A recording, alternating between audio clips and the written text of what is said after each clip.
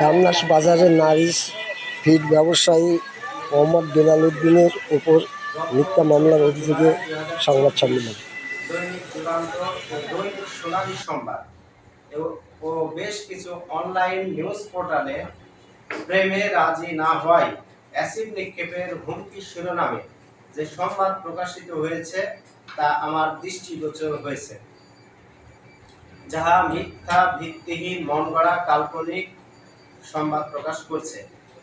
মূল বিষয় হলো গুলর মাস্টার ও তার চাচাতো ভাই সৌরভ হোসেন বাড়ি দেওপাড়া আমার ফিড ব্যবসা প্রতিষ্ঠান থেকে চাঁদা দাবি করে। আমি উক্ত টাকা দিতে অস্বীকার করলে গুলর মাস্টার এর চাচাতো ভাই সৌরভ হোসেন বাদী হয়ে বাগমারা উপজেলার বিভিন্ন দপ্তরে আমার বিরুদ্ধে সৌরভ হোসেনের মেয়ে সাবরিনা নেহাকে অ্যাসিড নিক্ষেপের মিথ্যা অভিযোগ করে হয়রানি করছে।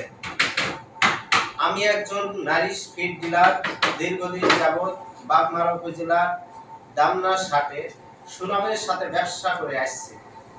একটি কুচক্রী মহল সাংবাদিক ভাইদের কাছে মিথ্যা তথ্য দিয়ে মন গড়া কাল্পনিক ভিত্তিহীন সংবাদ প্রকাশ করছে। আমি সাংবাদিক ভাইদের কাছে অনুরোধ করছি সঠিক তথ্য যাচাই বাছাই করে নিউজ প্রকাশ করার জন্য। সেই সাথে প্রশাসনের সকল কর্মকর্তার কাছে অনুরোধ জানাচ্ছি আপনারা সঠিক তদন্ত করে আমাকে হয়রানি থেকে মুক্ত করবেন।